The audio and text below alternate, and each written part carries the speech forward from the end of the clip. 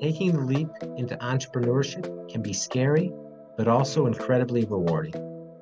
Leanne Kinde discusses her journey from a corporate job to freelance writing to finally starting her own copywriting business. Although she faced fear and uncertainty, her determination and drive helped her succeed. Leanne acknowledges that even coaches who help others often battle with self-doubt, insecurity, and they struggle with imposter syndrome. Leanne talks about the pressure to be liked and accepted on social media and how this often holds people back from sharing their stories and their message. She encourages coaches to be brave and authentic, even if it means facing some negativity. Writing has always been a way for Leanne to process her emotions and make sense of the world around her. She believes the right words can have a profound impact on others. Leanne also discusses being an entrepreneur and a mom. While it's challenging balancing work and family life, she enjoys the flexibility that running her own business allows her. Here's my conversation with Leanne Kinde. Enjoy. Hello, everyone, and welcome to another episode of the Beyond Fulfillment podcast. I'm your host, Dave Goulas, and this week, my guest is the founder of Single Spark Coaching Copy, Leanne Kinde. Welcome, Leanne. Hi, thank you. Yeah, thanks so much for taking the time. Um, if you could, for everyone, can you tell us what Single Spark Coaching Copy is and how it came to Yeah, be? yeah, absolutely. So it is a writing business. I do copywriting for coaches. So I do emails, social media posts, blogs for coaches, life coaches, spiritual coaches, business coaches. I've worked for alcohol-free coaches. And yeah, I really enjoy it. I do occasional editing and stuff as well. I've helped people put together books. Really fun experience. So it's great. And how it came to be is that so I started in my early 20s, freelance writing, early 20s, mid 20s freelance writing, and I loved it. But I was in my early 20s and I kind of didn't know what I was doing exactly. I didn't know how to find well-paying opportunities. Um, I kind of was just barely making enough to get by. So I left freelancing for a little while and I got a stable corporate job. And what I found when I was there is just I wasn't happy. I felt all my life I identified as an academic, I identified as a high achiever, and I took a corporate job and for a steady paycheck, for a reliable paycheck, and I was inputting the same codes, like same 10 codes all day. And it just it really wore me down.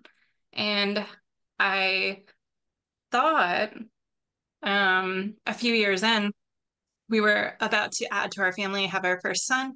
And yeah, I thought like I kind of had an aha moment, if that makes sense, where um yeah, I really thought about it. If my son asked me one day, like, was this your dream? Is this what you wanted to do? And I honestly wouldn't have been able to say yes to that question if I was still at a corporate data entry job, at a dead end job. And I wanted to set a better example for my son. I wanted to be able to say, chase your dreams and mean that. So I quit my job and I went back to freelancing and ultimately started my own writing business. And here we are. Okay, wow. So a lot to unpack there. Um, Yeah. so when you finally made the decision to make the leap, I mean, what was that like? Did you just know and you do it, or was this lingering for a while and you finally had to just, get to the point where you're like, that's it? Like how'd that happen? Yeah. I definitely think it was lingering for a while because yeah, I I kind of think I tried to stuff it down. I tried to be like, okay, just get a paycheck, pay the bills, what people do, and that's that. But it just day after day kind of hit me like this is so monotonous. This is so boring. This isn't challenging. I used to listen to podcasts all day and try to find like really emotionally or intellectually engaging ones because I wanted something to do with my brain. Inputting like codes wasn't wasn't really doing that for me. So, as I said, the prospect of having my son, um, really kind of kicked my butt in gear there. I thought like, well, I want to do something I'm proud of. I want to tell him he can chase his dreams and mean it. And I want to give this a fair shot. And I also think another, like a couple other things, it was kind of the perfect storm that led to that is I also stopped drinking. I was drinking for a while and I noticed I was kind of doing it almost to numb emotions, to not, kind of accept that I was in a like a stuck sort of stagnant place. And I stopped drinking and I really started working on myself. I um, got interested in the coaching industry and worked with some coaches. And once I started diving into mindset, self-improvement, things like that, that also really like accelerated my journey and everything like that. Because um, yeah, I think for the longest time, I just told myself what I wanted wasn't possible. Um, yeah, I really just told myself a lot of unhelpful stories that kept me where I was. And once I started peeling those back and just kind of challenging those beliefs a little bit, like, well, what if it is possible? What if I just try just really simple, slight shifts? It really changed everything for me. So, Yeah, and I mean that's something we see so much, right? Where there's people in jobs that they hate and yeah. they have bills to pay, right? They have families, but yet they're not fulfilled and they're kind of just going through the motions, working the 9 to 5 and then like happy hour, right? There's that whole that whole part of it. So for you to like step out and just realize that I don't want this to be my life. I mean, that's, congrats to you, right? Because you took a risk and Thank you. clearly it's paid off. So what was it like in the beginning, right? Because you made the leap and you're back out there on your own. You don't have the steady paycheck anymore. What was it like in the beginning, like figuring out how to, land clients and grow the business? Yeah. Yeah, I would say at the beginning. So it was a little, I mean, of course, at the beginning it was challenging. Um, but it was also really exciting too, because I've been stuck doing something I didn't want to do for so long that I really was invested in exploring what else there was. Like what would it look like if I chased my dreams instead? And I actually made a commitment to myself where I'm like, I'm going to try this for a year.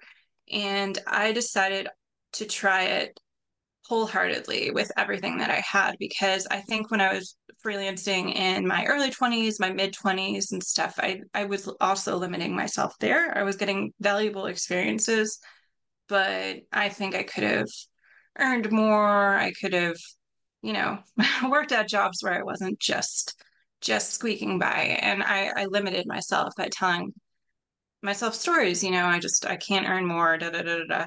So I told myself, I'm all in for a year. I'm gonna give it my best shot, do everything I possibly can to make this work. And I think that really, really served me. So it was kind of that mindset I had um, throughout the whole thing is just, yep, I'm all in for a year. And some of the beginning was really just um, I reached out like to start. I reached out to other people and told them that I really admired what they were doing, and I landed my first coaching client that way. And we've been working together ever since. And then I started doing marketing as well on LinkedIn and emails and stuff, and getting clients that way too. So. Okay. Yeah, and so I wanted to get into like the coaching industry. How did you settle on that niche specifically? Yeah. So, kind of very randomly, um, I honestly didn't know too much about it. Maybe like 3 or 4 years ago. Um, I kind of stumbled on it again. I stopped drinking, and that was something that I felt like was really beneficial for me. Just helps me show up the way I want to show up, be a better person, be a better mom, be a better professional. Um, but I noticed there was just such an underlying message to everything out there that I personally was seeing about sobriety, and that was like you have a lifelong disease. You know, this is gonna suck. Like this is awful, and this is your lot in life for the rest of your life, and just accept it. And this is something you're gonna have to work on every day, every minute of your life, and it's gonna be tough, and you have to work on it. And I felt like that was so discouraging to me, that it just wasn't a very happy narrative. And so I wanted a happier spin on it. I wanted a more positive spin on it. I'm like, well, surely there are some things about not drinking that's going to be positive. It's like if you change your diet and have just like a healthier diet, hopefully people aren't going to just sit around being like, you can't ever have a cookie again for the rest of your life, you know. That's not going to make you happy.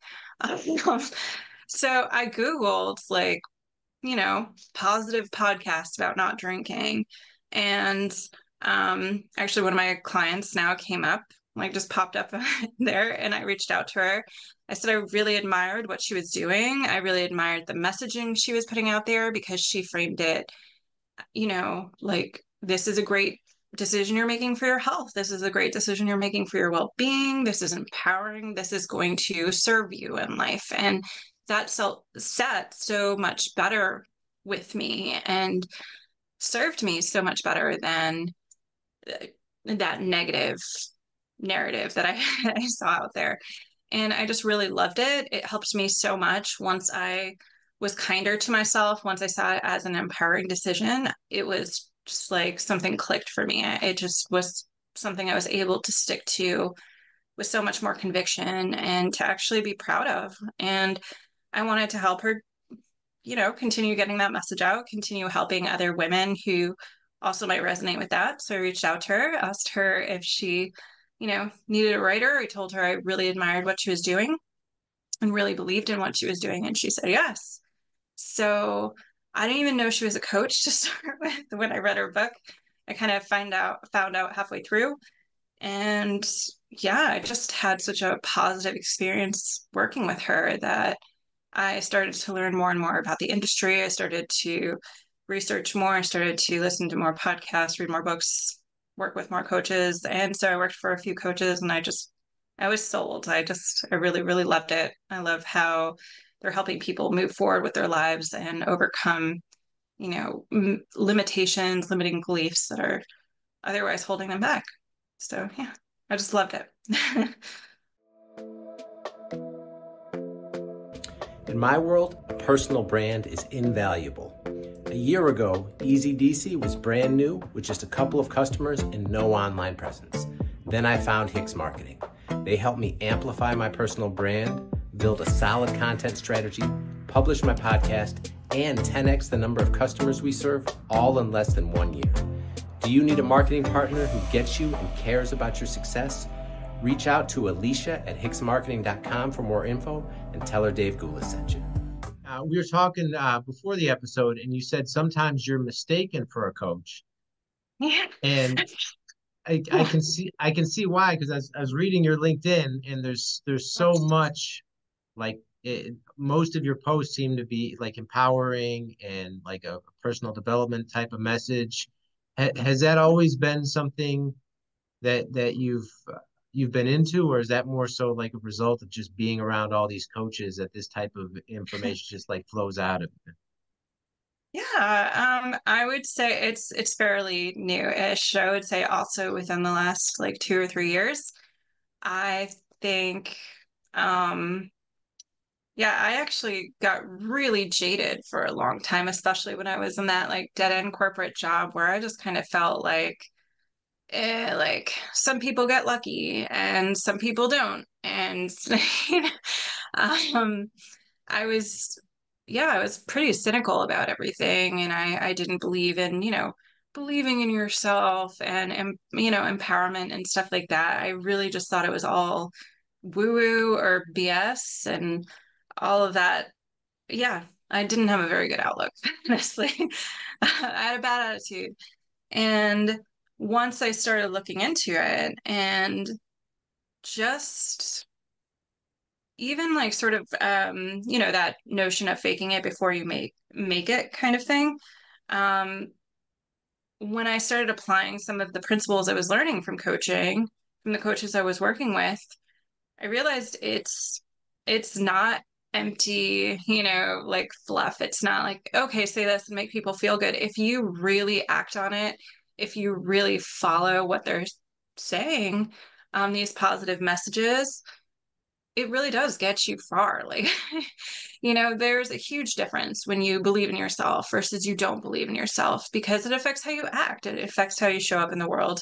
If you want to do something and you don't believe you can do it, chances are you, one, may not even try. Even if you try, you may try in a way that kind of like you'll self-sabotage or, you'll kind of um, shoot yourself in the foot along the way, I think, where you might act insecure, you might act nervous, you might sort of say self-deprecating things like that.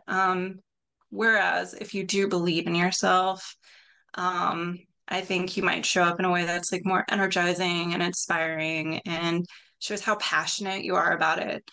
And that in and of itself will make you more likely to succeed. So I really do think there's a lot to it. And as I started applying to like things like mindset, things like that, I just noticed, yeah, it worked. So I kept doing it.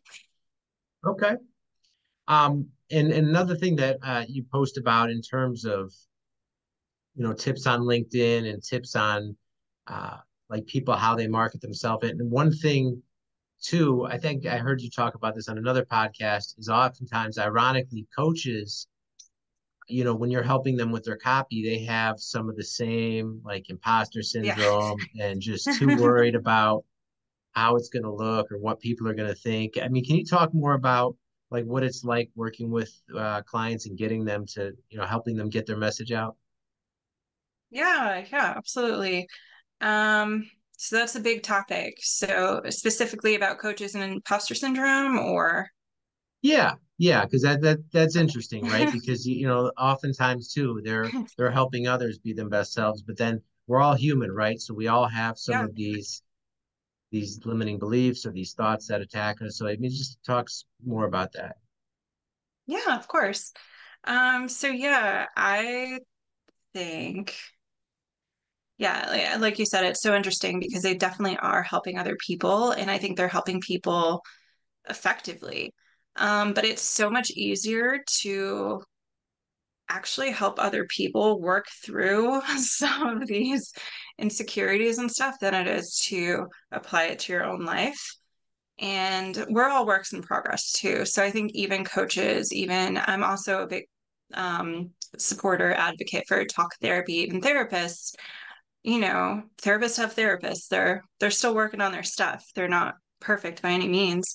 So it is. It's fun. It's interesting helping people put themselves out there, and especially coaches who may have imposter syndrome. And yeah, I've found I think people are really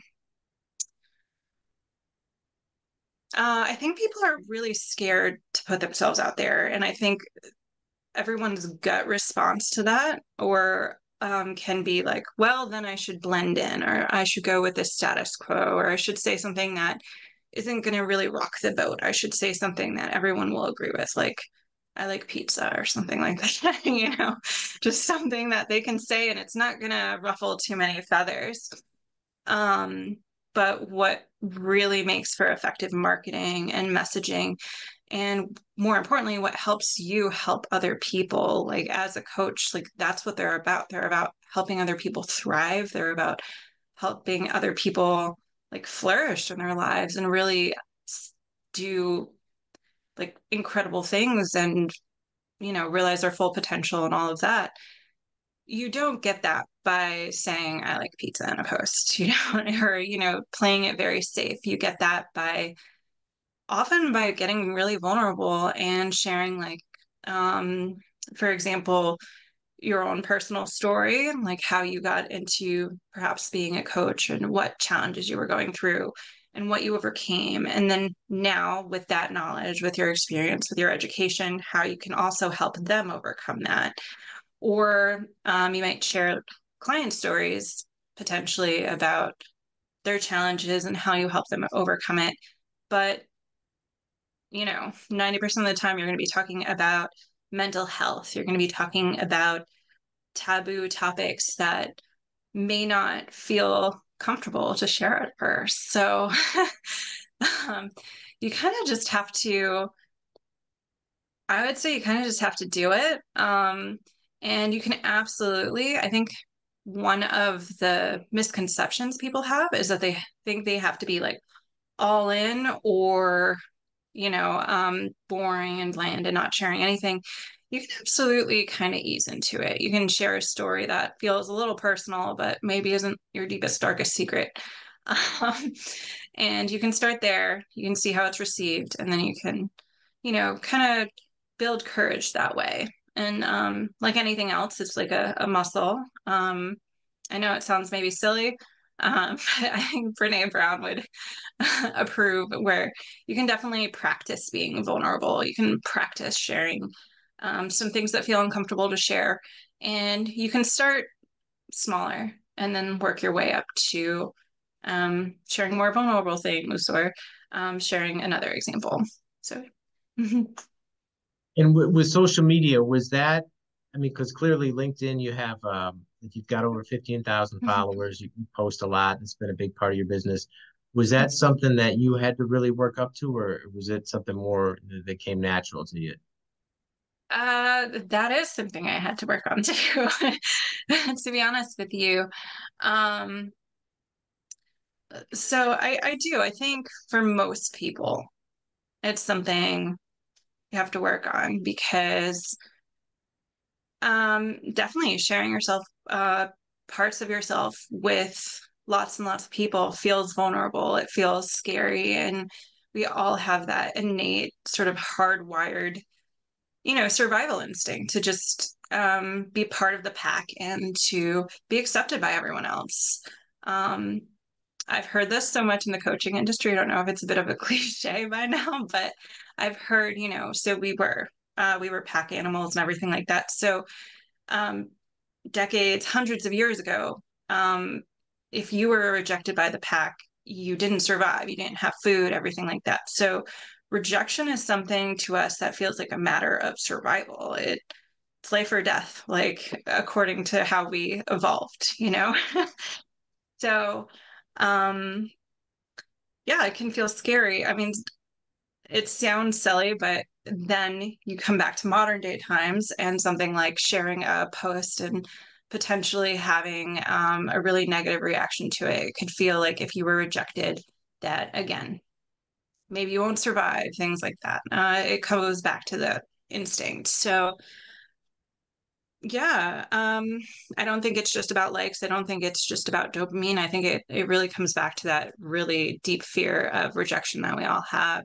So, of course, it took some doing to kind of push back against that. It was a matter of just doing it anyway. Sometimes it can feel, yeah, intimidating to post or to, build a personal brand and stuff. And I just did it anyway. And for me personally, I just feel so passionately about what I do. I love writing. I love helping people. I want to use my skills to help other people, and social media is a way I can do that and I can get the message out. So I just do it. And But yeah, it was uncomfortable at first. yeah, and you talk too a lot in your post about the power of words and what they can do. Like with the writing, is that something you've always had a knack for, or like earlier in your life or in school, or because I know you mentioned you started with the freelance in your 20s. Like how did you discover your love for writing? I loved writing since I was a little girl. That's something that's been with me my whole life. I grew up with my family, just kind of in a messy divorce situation. My parents were, um, yeah, I guess complicated, Um, and my dad moved out when I was young, and I just had a lot to process, and I had a lot of emotions, and I was very young, and there was a lot going on. And how I personally dealt with it is I journaled all the time, or I wrote in my diary like all the time about it. And that's when it all started. I just loved writing and using writing to kind of make sense of my external circumstances and to kind of, yeah, just bring order into what didn't feel very orderly and what felt chaotic sometimes.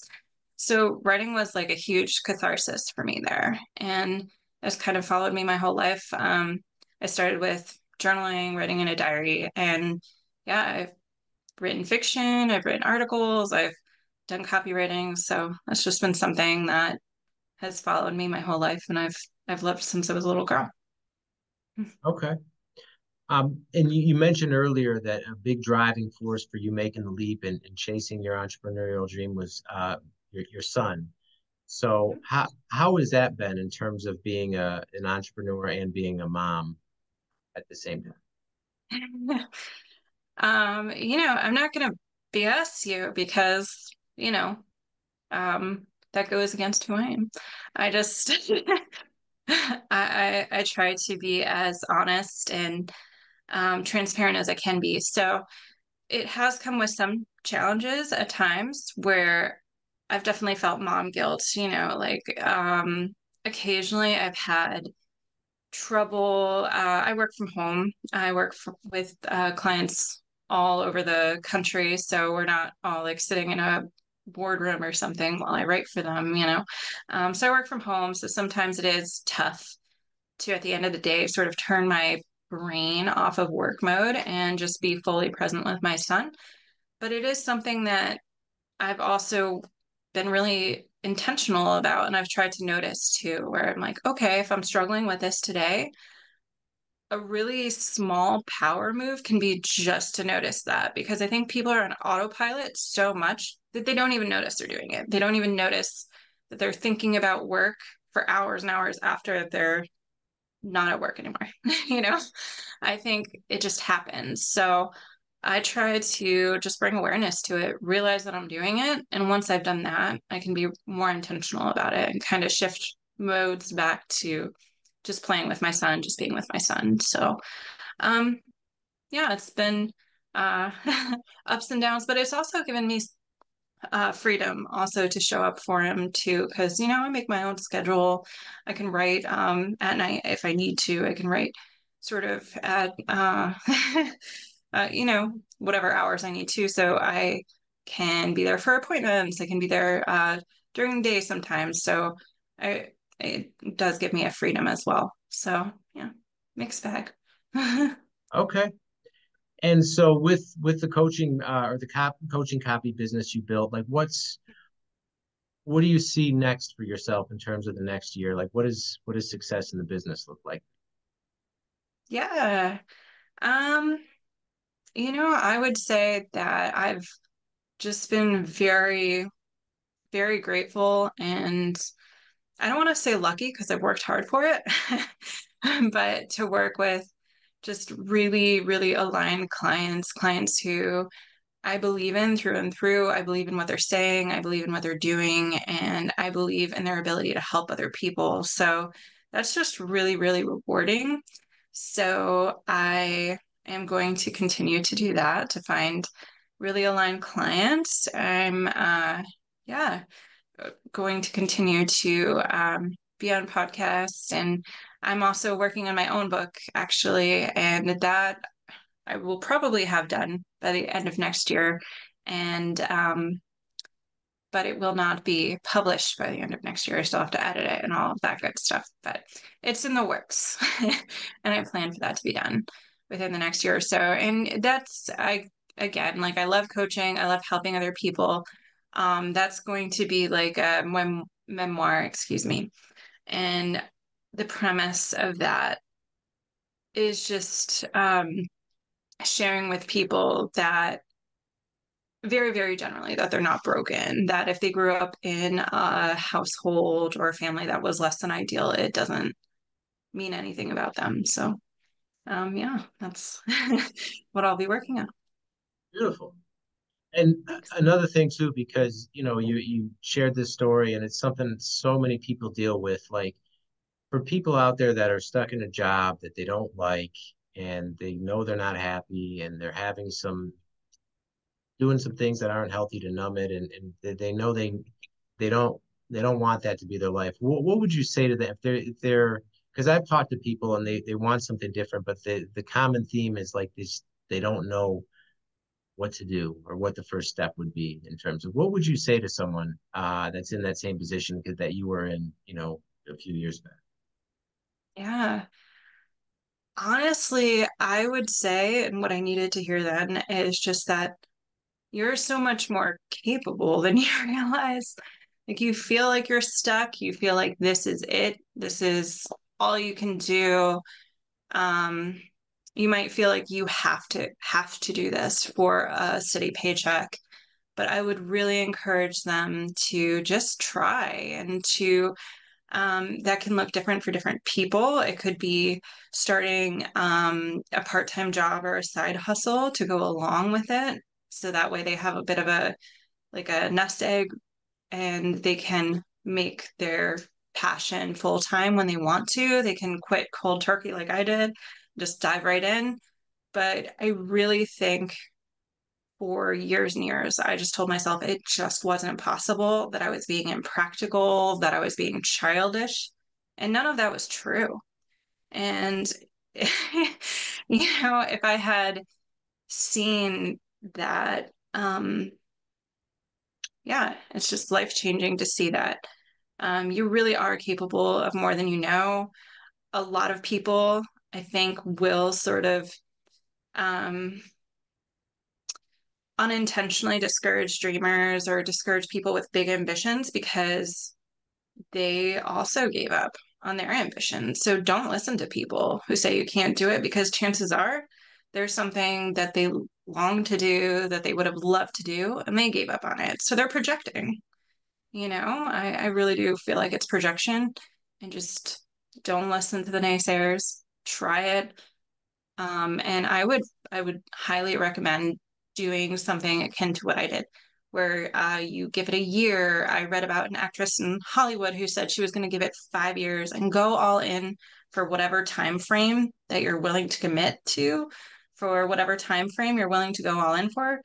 Commit to it, stick to it, and keep going. Because I think people get really discouraged in maybe the early months of entrepreneurship when they're trying to gain traction, but so much is possible if you just ride out those first few months that are a little challenging.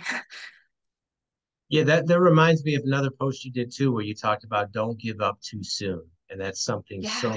so many people are guilty of, like particularly on LinkedIn, where trying a strategy and it's not maybe seeing the results they want right away, but you said don't give up too soon. Yeah. Yeah, absolutely. I've seen that and it breaks my heart. I've seen people who I've know could just change the world and they just kind of um I think right now we're in a society that really rewards immediate gratification or that even talks about like, here's a hack to get, 10,000 followers in 30 days or something like that. And that's what everyone wants. But is that what's best for you? Is that what's going to serve you really? And I think there's so much to be said for staying in the game. And that's what I think a lot of the big, big names you see out there, like Tony Robbins and things like that, he just stayed in the game longer than other people. I mean, he's extraordinary, but he also stayed in the game longer than other people. And he was willing to stick with it even when it was hard.